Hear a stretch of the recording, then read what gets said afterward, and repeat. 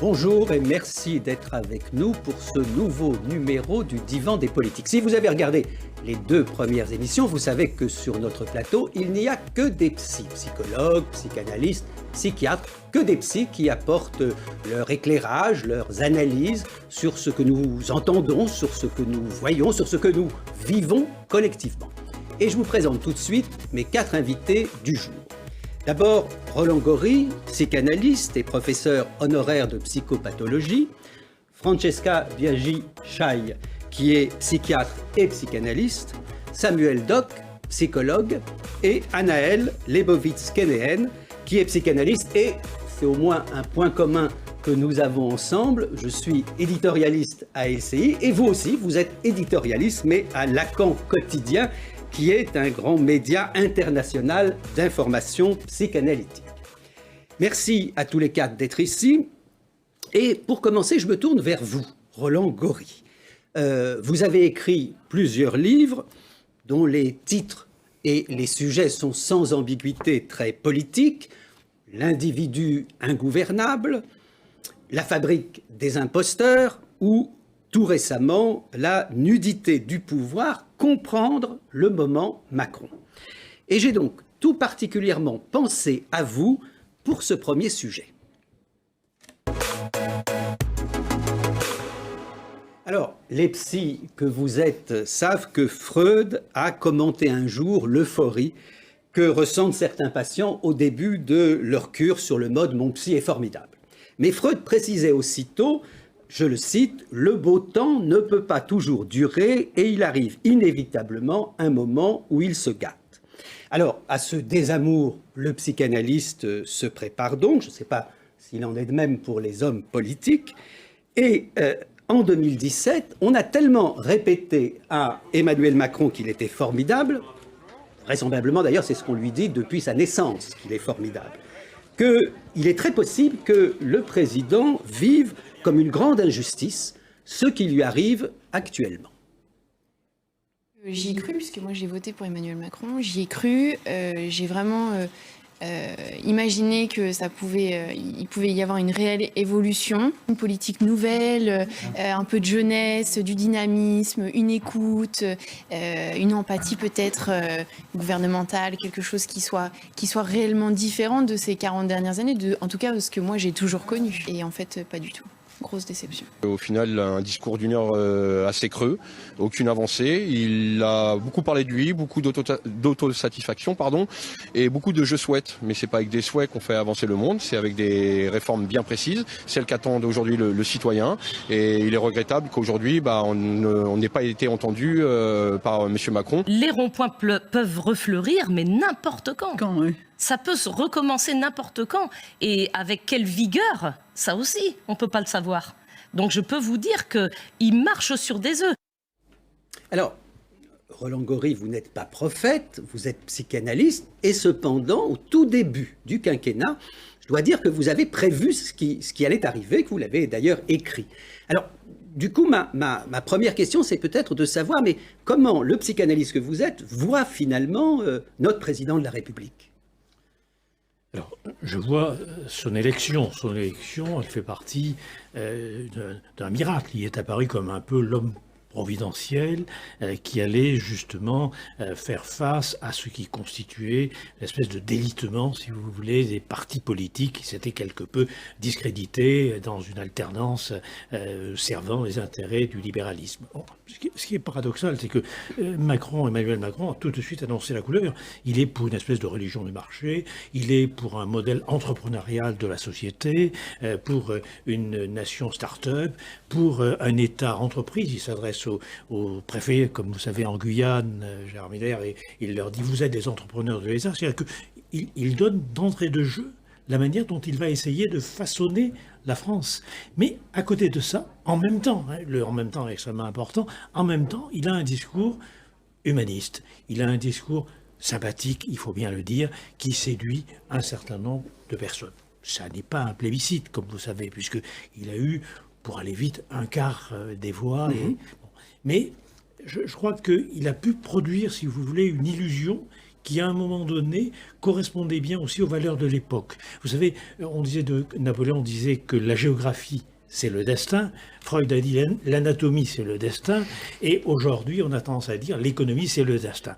Effectivement, Emmanuel Macron, lui, s'inscrit dans le sillon du saint-simonisme, c'est-à-dire d'une conception où la société n'est rien d'autre qu'une science de... La politique, elle n'est rien d'autre qu'une science de la production, et la justice sociale...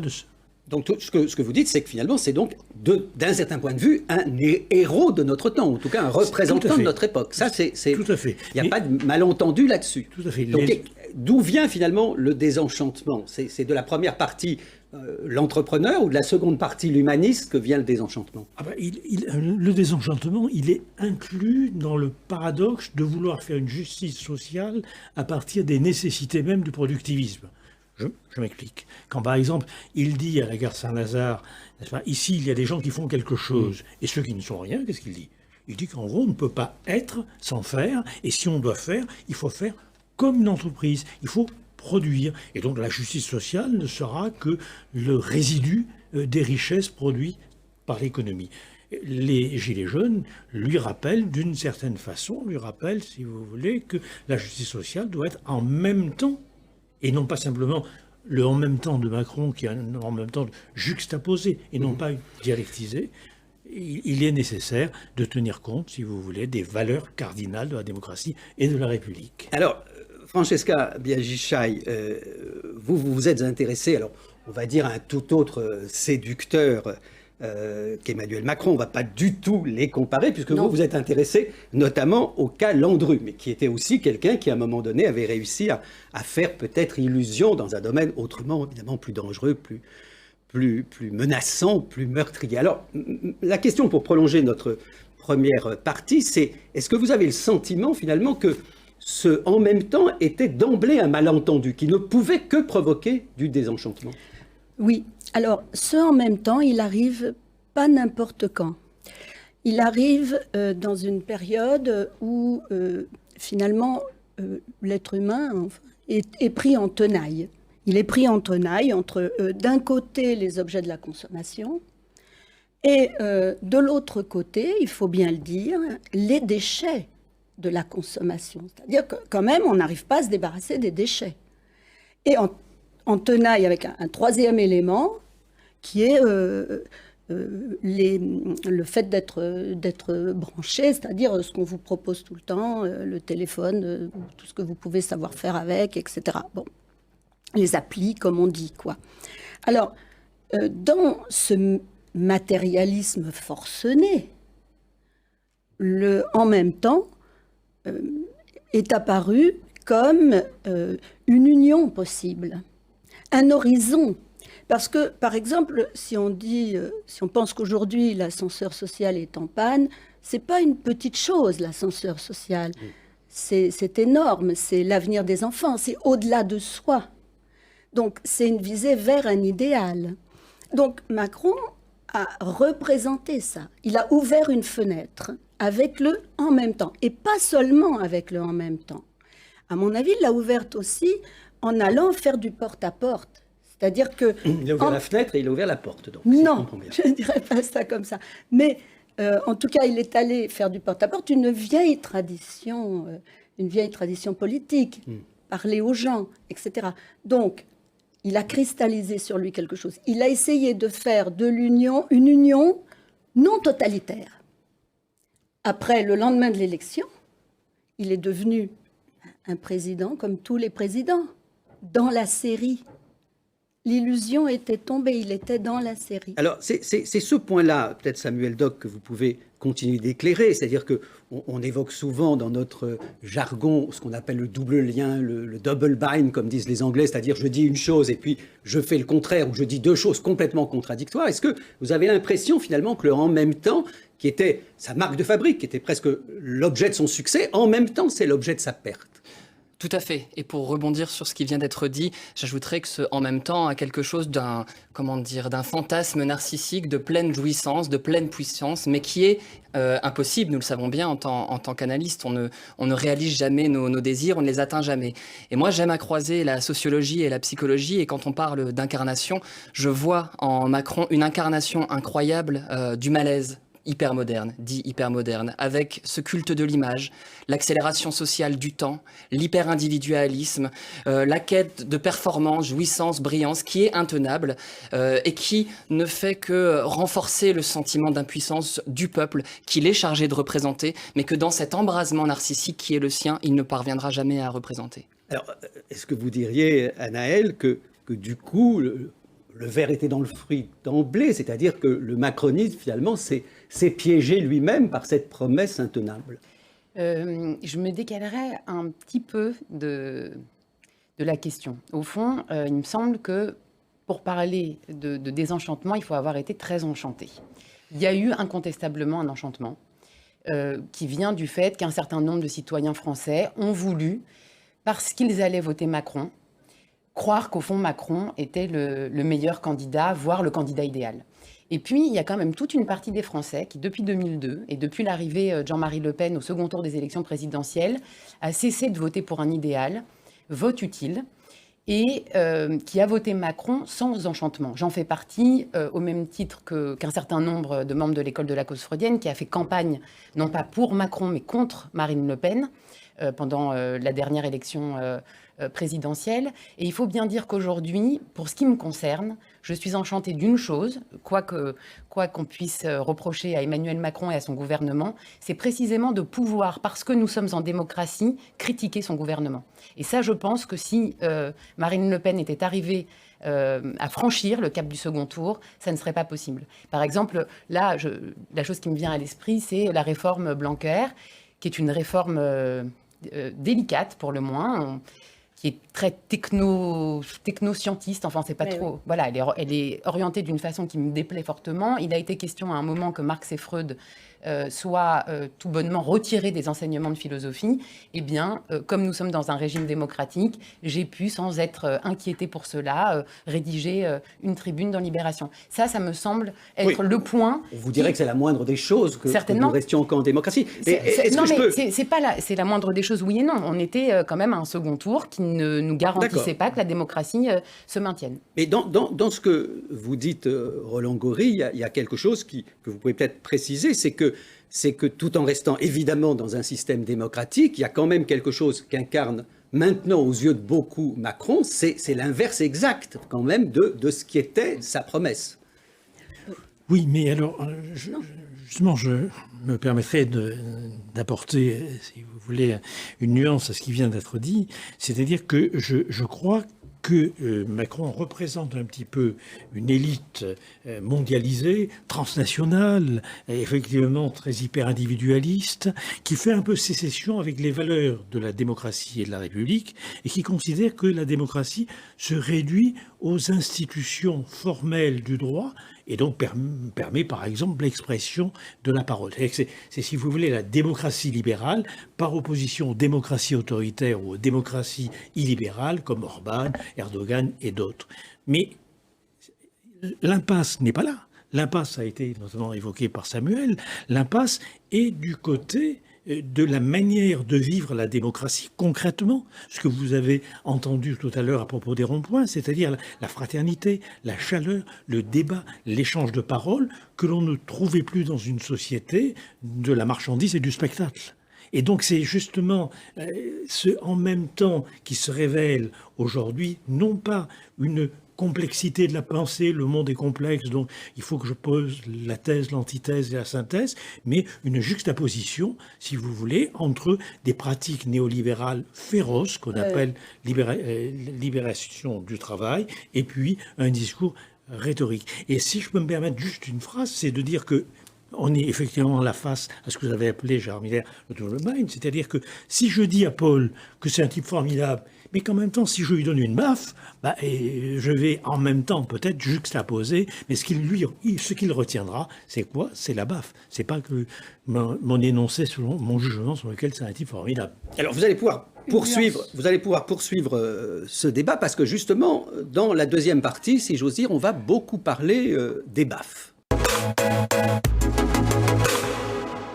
Oui, j'ai souhaité qu'on parle aujourd'hui de la violence. Et si je me tourne là maintenant vers vous, Samuel Dock, c'est que, parce qu'à la différence des 3 autres collègues que je connaissais depuis plusieurs années, vous, je ne vous connaissais pas personnellement. Je vous connaissais de loin, notamment par un livre que vous avez coécrit avant le mouvement des Gilets jaunes et qui s'appelait « Le nouveau malaise dans la civilisation », bien vu. Et puis, en décembre dernier, cette fois dans le mouvement des Gilets jaunes, j'ai eu l'occasion de vous lire dans une tribune à propos de l'interpellation, pour le moins brutale, des lycéens de Mantes-la-Jolie. Et vous disiez notamment, à propos de cette interpellation brutale, à quoi sert le travail des psychologues si c'est pour que les garants de l'ordre démolissent tout ce que nous essayons de faire avec une jeunesse à terre qui risque de ne plus faire confiance aux adultes. Alors, depuis Mantes-la-Jolie, même déjà avant, mais depuis Mantes-la-Jolie, la violence, celle de la police, mais bien évidemment également celle d'un certain nombre de manifestants, la violence n'a pas diminué, loin de là. Posons-nous, si vous le voulez bien du coup, la question de savoir quelle cicatrice risquent de laisser ces innombrables samedis. Et évidemment, je ne parle pas seulement des corps meurtris, et là encore, il y a les manifestants blessés, les manifestants mutilés, les policiers blessés également, mais il y a aussi les traces, les traumatismes que cette violence laissera dans toutes les têtes, toutes ces souffrances psychiques. Et donc, je vous demande ça très simplement, est-ce que vous pensez que toute cette violence, finalement, risque de ne pas s'effacer de nos têtes? Tout à fait. Et j'aimerais dire d'abord que la violence a commencé avant la crise des Gilets jaunes. Elle a commencé dans un déni du langage. Vous parliez de double contrainte. J'ai été extrêmement étonné de ces nombreux mécanismes où Emmanuel Macron, dans sa communication, dans ce langage si particulier, pouvait dire par exemple que les aides sociales coûtent un pognon de dingue. En même temps, voilà, on retrouve ça en même temps en supprimant l'ISF d'un autre côté, qu'ils viennent me chercher en parlant de Benalla alors qu'il est parfaitement intouchable. Il n'y a qu'à traverser la rue alors qu'on connaît les taux du chômage en France. J'ai eu le sentiment que la révolte qui a grondé par la suite était un appel à un langage. Alors bien sûr, pas seulement à une parole, pas seulement au support acoustique du langage, mais bien à une articulation, un symbole, être compris. Pas simplement, comme ça a été le cas pour les cheminots, les infirmières et toutes les autres personnes qui ont manifesté, je vous ai entendu, je vous ai compris, mais on continue, mais un langage engageant qui provoque véritablement une réaction. Ça n'a pas eu lieu. Les Gilets jaunes se sont exprimés par la suite, avec la casse qu'on peut connaître aussi. Donc il y a eu une espèce de destructivité qui s'est exercée, destructivité dans laquelle j'ai pu entendre comme ça, ça fait écho à ma pratique clinique, une espèce de principe de destructivité. Il s'agissait de tester le réel pour voir si le gouvernement était encore là. Y a-t-il encore quelqu'un? Faut-il qu'on casse tout? Il y avait un appel à l'autre. Suite à ça, Emmanuel Macron et son gouvernement ont répondu de façon extrêmement ferme et sont apparues les violences policières qui ont été dénoncées, je le rappelle, par Human Rights Watch, par Amnesty International, par la Cour européenne des droits de l'homme. On ne peut plus être dans le déni aujourd'hui de cette violence policière, ce n'est plus possible. Et jamais, malgré le nombre d'observateurs qui ont condamné ces violences infâmes, on peut le dire, jamais le gouvernement Macron n'a reconnu ces violences policières. Ça n'a jamais été le cas, alors qu'il y a 220 plaintes déposées à l'IPGN aujourd'hui. Alors, est-ce que ce sont des actes isolés? Est-ce qu'il y a des ordres qui ont été donnés? Il fallait pour moi les faire passer dans le langage. Parce que psychanalystes, nous savons bien qu'on ne se libère d'un trauma à condition qu'il soit élaboré, qu'il soit reconnu, qu'il puisse être pensé. Et aujourd'hui, ce que chacun porte, observateur ou victime, c'est cette violence inouïe dans la mémoire du corps. Alors, Francesca Biaggi, on évoque effectivement le fait que ça n'a peut-être pas été dit comme ça aurait dû être dit, parlé comme ça aurait dû être parlé une fois les choses faites. Il y a quelque chose aussi qui a été dit et qui est, à mon avis, une première dans l'histoire des manifestations. On connaissait tous depuis pas mal d'années le slogan « Tout le monde déteste la police », mais il y a eu quelque chose d'autre qui est apparu sur lequel j'aimerais bien avoir votre avis. Regardez.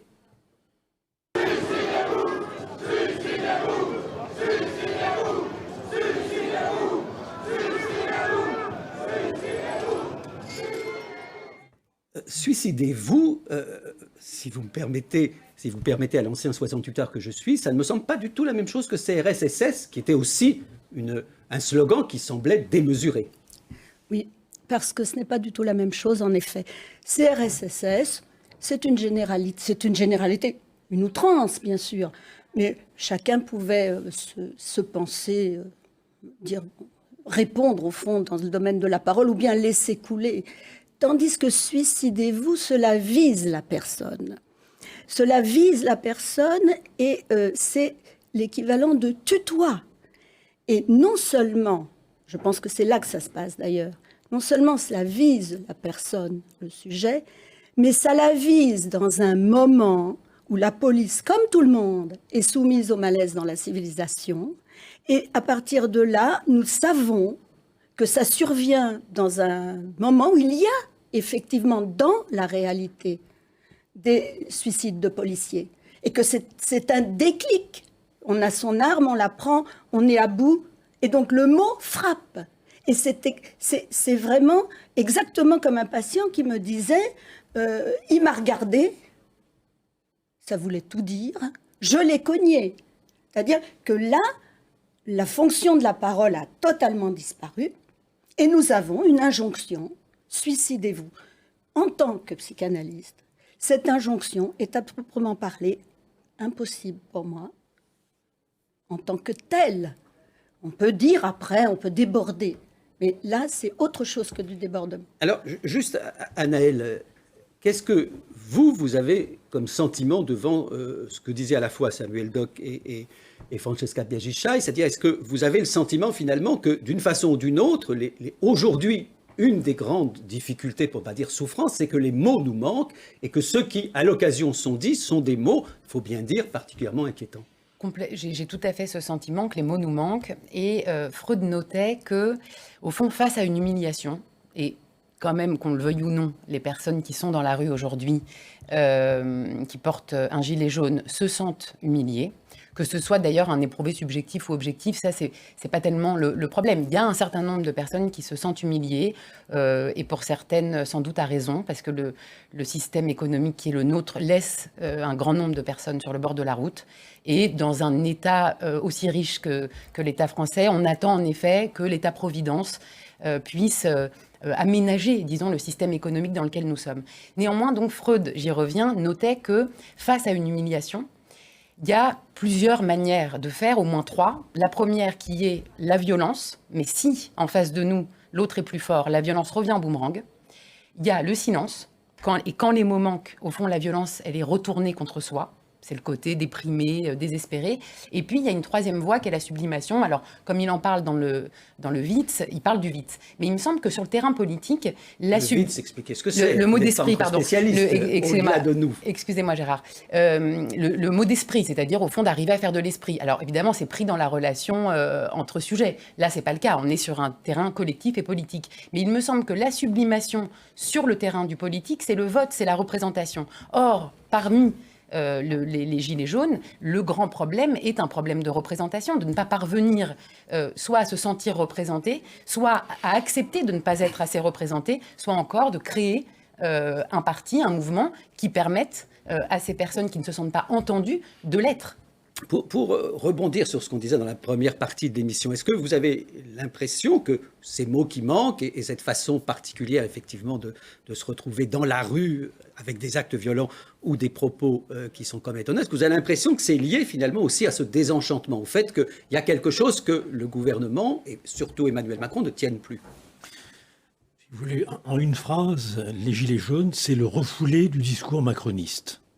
C'est-à-dire qu'à partir du moment où on ne peut pas rapatrier les conflits dans un champ de parole, et vous savez que Emmanuel Macron souhaitait réduire le pouvoir des corps intermédiaires, qu'il s'agisse des parlementaires, des médias, des syndicats, des associations. À partir de ce moment-là, si effectivement on ne peut plus s'opposer sans s'exterminer dans un champ de parole, il y a la violence. Et dans notre pratique psy, nous le savons. Nous savons que les passages à l'acte, divers et variés, surgissent de l'impossibilité de rapatrier dans le champ de la parole analytique les conflits qui se produisent à l'intérieur du sujet et entre le sujet et son psy. Donc je crois que on a là l'exemple même où l'impasse que le discours macronien fait sur la fraternité, sur la parole. Alors, il y a de très très beaux discours, mais je dirais que ces discours sont davantage de l'ordre d'une rhétorique de propagande que d'une invitation à un véritable débat. Et d'ailleurs, si vous voulez connaître la nature d'un pouvoir, disait Michel Foucault, il faut analyser les formes qui y résistent. Donc les Gilets jaunes, c'est la nature du pouvoir macronien. Alors c'est la question qu'on peut poser aussi à Samuel Dock, puisque à un moment donné, sans doute, le pouvoir s'est rendu compte en organisant le grand débat qu'il y avait un petit problème du côté de la parole, mais est-ce que vous avez l'impression que c'est le retour du refoulé, effectivement, aussi bien ce suicidez-vous que la violence des manifestants? Sur le suicidez-vous, quand même, vous citiez Freud, et je suis d'accord avec vous, mais Freud a dit une autre chose. Il a dit « Celui qui jeta une insulte plutôt qu'une pierre jeta les bases de la civilisation ». Vous vous offusquez de ce suicidez-vous dans un contexte où il est question de corps brisés, morcelés, estropiés. Il ne jette pas une pierre, il jette une insulte qui fait mal, certes, mais qui répond à un sentiment immense d'impuissance. Et ça, je pense qu'il faut l'entendre, première chose.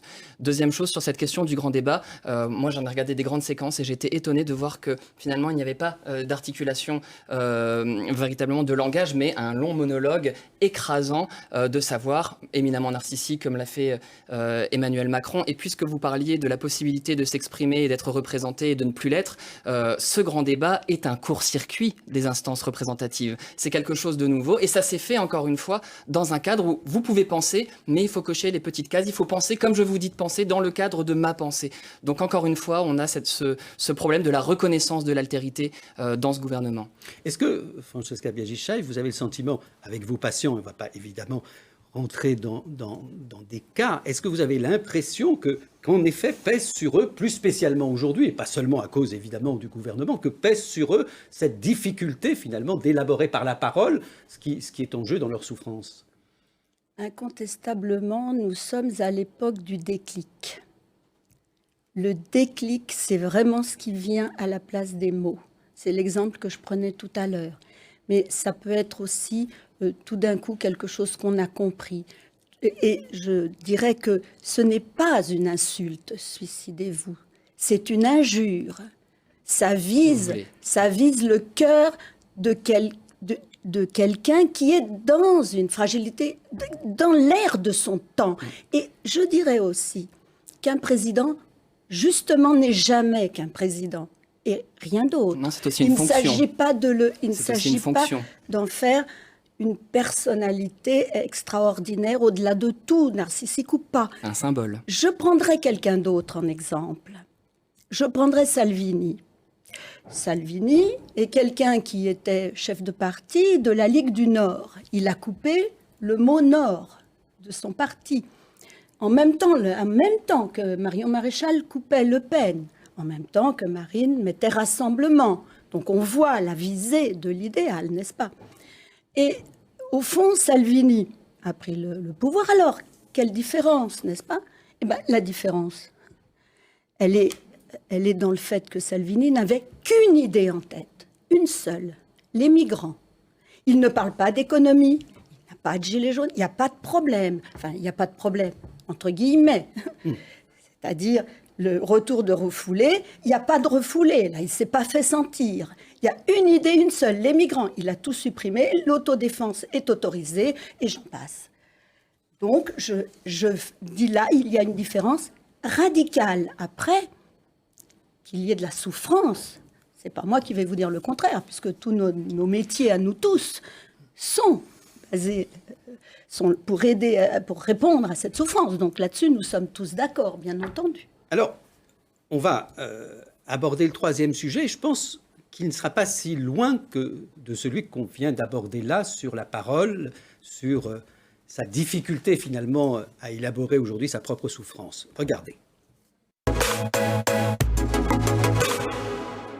Vous vous rappelez tous de cette folle rumeur qui a circulé un temps. Emmanuel Macron aurait décidé de vendre la France à l'ONU en signant un pacte migratoire qui forcerait notre pays à accueillir des millions d'immigrés. Évidemment, fake news. Et désormais, il n'y a quasiment pas un jour sans qu'une ou plusieurs informations inexactes ne trouvent grâce à certaines oreilles. Tout récemment, le ministre de l'Intérieur a fait polémique. Alors, simple erreur de vocabulaire, a-t-il dit, non volonté sciemment de tromper sciemment l'opinion, a répliqué l'opposition. Toujours est-il que l'information donnée n'était pas exacte. Des gens ont attaqué un hôpital.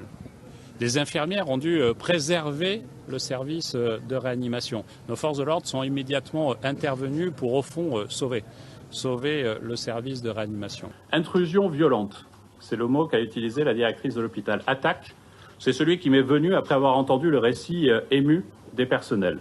Retenez le terme que vous voudrez. Mais j'entends le reproche qui m'est fait d'avoir utilisé le mot attaque. Je souhaite qu'aucune polémique n'existe sur ce sujet. Et en le voyant l'être, je me dis que le voyant naître, je n'aurais pas dû l'employer. Alors, essayons en effet de ne pas polémiquer et interrogeons-nous en tant que psy, puisque en tant que psy, nous avons souvent l'occasion de commenter le rapport complexe que chacun de nous entretient avec la vérité. Alors, ma question est la suivante, Roland Goris, c'est est-ce que vous pensez que depuis un certain temps, il y a, pour une raison particulière, qu'est-ce qu'on va dire, une façon d'être submergé davantage par des informations, des paroles imprécises, fausses, voire clairement mensongères. Est-ce qu'il y a effectivement aujourd'hui un abus, un afflux de fake news? Alors je crois qu'il y a un concept de la psychanalyse qui est extrêmement important et qui peut en partie éclairer votre question. C'est le concept de surdétermination. C'est-à-dire qu'il n'y a pas une seule cause qui produit un phénomène, il y en a plusieurs. Donc, la première cause qui me paraît tout à fait évidente, c'est que là, si vous voulez, nous sommes aujourd'hui submergés, comme vous dites, d'informations. Nous souffrons d'infobésité. Donc nous n'avons pas le temps de digérer, de métaboliser une information, de la critiquer, d'en parler, que déjà nous passons à la suivante. Et ça, c'est un problème majeur. C'est-à-dire que, comme le disait Walter Benjamin, le philosophe, comme vous savez, l'information n'a de valeur qu'au moment où elle émerge. C'est-à-dire que si vous ne l'inscrivez pas dans un champ de parole, de récit, d'échange, effectivement, vous allez recevoir des vagues d'informations. Ça, c'est le premier facteur. Il y a, me semble-t-il, un deuxième facteur. Le deuxième facteur, c'est la mondialisation. Le deuxième facteur, c'est que vous avez l'émergence aujourd'hui, si vous voulez, de différentes tribus, on va dire pour aller très vite, de différentes tribus qui essaient de donner un sens, une cohérence aux événements qu'ils traversent, et ils le font avec les moyens du bord. Et les moyens du bord, c'est le troisième facteur, ce sont les réseaux numériques. C'est-à-dire qu'effectivement, sur les réseaux numériques, vous ne cherchez pas à parler, à dialoguer. Les tweets viennent remplacer le dialogue. Et nous savons que certains, d'ailleurs, abusent des tweets au plus haut niveau. Bon, vous voyez à qui je fais allusion. Donc, si vous voulez, ça, c'est un problème. C'est-à-dire que les informations arrivent en vague, on n'a pas du tout le temps d'échanger. Le but de la connexion, c'est se connecter. C'est pas du tout d'échanger, pas du tout de dialoguer. Donc je pense que nous allons avoir de plus en plus affaire, effectivement, à une submersion de différentes informations, certains vrais, certains fausses. Et vous savez que dans une société de la marchandise, le vrai est un moment du faux. Alors, c'est intéressant le terme d'infobésité, parce qu'effectivement, ça montre que au-delà des manipulations, au-delà des officines qui existent et qui certainement veulent nous piéger, il y a quand même peut-être une donnée, Francesca Biagissa, je me tourne vers vous, j'allais dire objective, c'est-à-dire que le fait que le lien social devienne de plus en plus fragmenté, qu'il y a, comme vous le dites, une multiplication de tribus, on dit souvent communauté, mais c'est même des tribus, ça aboutit à ce qu'à chaque tribu, sa vérité. Voilà, alors, par rapport à Internet, etc., ce que je trouve frappant, c'est que c'est la forme de propagande d'aujourd'hui. Et la forme de propagande d'aujourd'hui, c'est une fabrication de la vérité. Je crois qu'il faut séparer deux choses. Il faut séparer la récupération politique et la fabrication d'une micro-société. Et cette fabrication de micro-société, elle procède ainsi, à mon avis, c'est qu'elle fabrique une réalité, une vérité est fabriquée. Elle est envoyée. Dans chacune des micro-sociétés. Chacune à la sienne, une multitude absolument. De micro-sociétés. Voilà, c'est ça. Il n'y a plus de l'Inde du début que Macron avait essayé de non totalitaire dont je vous parlais. Bon, bref. Donc, il y a, au fond, une micro-société autour d'une vérité. Et il y a comme ça des multitudes de vérités. Le problème est que c'est écrit, ce n'est pas dit. Or, Lacan le fait bien remarquer, il y a une différence entre l'écrit et la parole. Quelle est cette différence? C'est que la parole, vous pouvez vous demander en voyant la tête de celui qui parle. Est-ce qu'il dit c'est vrai, c'est pas vrai? Enfin, il y a un retour sur l'envoyeur, si je puis dire. Tandis que dans l'écrit avance. Il est écrit, on le croit, enfin, on lui attribue quelque chose. Donc, on a une vérité qui est pas une fausse vérité, une vérité créée. On a une réalité, et donc on a une vérité qui se fait prendre pour un savoir. Donc tout aussi dangereux que le mensonge ou la vérité supposée, c'est la façon même dont elle est dite, ou plutôt dont elle est écrite. Parce que c'est très vrai que nous parlons de fake news, mais la quasi-totalité des fake news sont des fake news que nous lisons, pas que nous entendons. Voilà. Il y en a finalement très peu que nous entendons, même si à l'occasion, sur les chaînes de télévision, de radio, il peut y avoir évidemment des erreurs, ou parfois au café du coin. Est-ce que vous pensez, Anaëlle, que cette multiplication des fake news dit quelque chose profondément de notre incapacité, on en a parlé justement précédemment, de notre incapacité, ou plus grande difficulté, on va le dire très bêtement, à dialoguer entre nous? Oui, je crois qu'en effet, quand vous mettez en avant la fragmentation du corps social et au fond sa volonté à avoir chacun sa vérité, en réalité, ça a toujours été vrai. C'est-à-dire que quand vous lisez Libé, vous lisez pas Le Figaro, quand vous lisez Le Monde, vous lisez pas Rivarol. Néanmoins, dans ces discours qu'on peut juger faux quand on n'est pas d'accord avec eux, ou qu'on peut juger vrai quand au contraire on est d'accord avec eux, on se met au moins d'accord sur les faits. Ce sont les analyses qui varient. Là, on assiste à quelque chose de radicalement neuf avec les fake news. Je ferai une distinction entre la fake news pure, c'est-à-dire vraiment l'information complètement inventée, et celle qui demande à être précisée, amendée, qui sera même contestée par son auteur, etc. Mais là, on assiste à quoi? En effet, à un effondrement de l'autorité qu'on voit palpable absolument partout, dans tous les domaines de la société, et y compris dans celles qui garantissaient l'information, c'est-à-dire les médias. Les médias traditionnels sont volontiers mis en cause, on en doute. Et là, il me semble qu'il y a une logique un peu paranoïde. D'un côté, l'autre méchant me trompe, me raconte des salades. De l'autre, puisque au fond ça ouvre un trou quand l'autre me trompe, eh bien on le comble avec ces fake news, parfois complètement délirantes. On a vu à propos de Notre-Dame que c'était peut-être Macron qui avait mis le feu, ou des ouvriers arabes, enfin des choses parfaitement dingues, si ce n'est quand même qu'il y a un point commun à chaque fois dans la fake news, c'est qu'elle désigne l'autre coupable de nos maux, et donc au fond l'autre à haïr. Alors, c'est très vrai qu'on parlait à la fois de la façon dont la fake news se répand et puis du fait qu'il y a toujours un coupable derrière la fake news. Exactement. Il y a toujours quelqu'un à qui en vouloir, voire pire. Est-ce que vous avez le sentiment, Samuel Dock, vous qui avez été très ferme, très précis sur notre société, et que vous avez effectivement mis en évidence un certain nombre de ses tares, on ne va même pas dire de ses défauts, est-ce que vous avez le sentiment que la fake news, finalement, est une des pires productions, en quelque sorte, du moment dont nous souffrons? Est-ce que vous mettriez ça, je ne vais pas dire sur le même plan que les coups et les violences dont vous avez parlé avec beaucoup d'émotion, est-ce que vous mettriez ça, en tout cas, sur un plan qui nous mettrait en évidence le fait qu'il y a là un véritable danger pour le lien social? Cela participe du malaise, oui, et à cette confusion entre savoir, information, connaissance, perte de hiérarchie dans les savoirs, tout se confond dans tout. Mais j'aurais une interprétation peut-être un petit peu différente.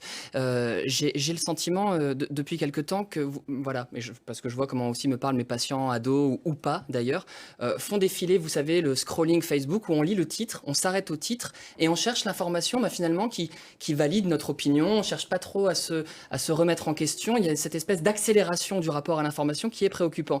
Et surtout quelque chose d'une dissipation, d'une disparition de ce qu'on appellerait dans notre jargon la pulsion épistémophilique, la pulsion de savoir, la pulsion d'investigation.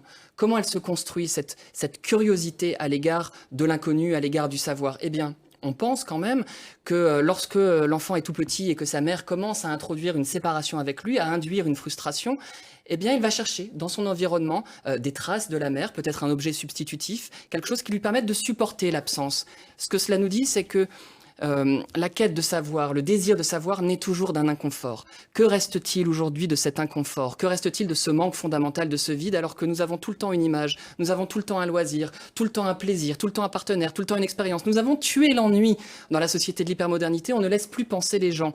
Peut-être que ce qui nous manque, c'est cette distanciation vis-à-vis de l'image qui nous permette de nous retrouver en tant que sujet.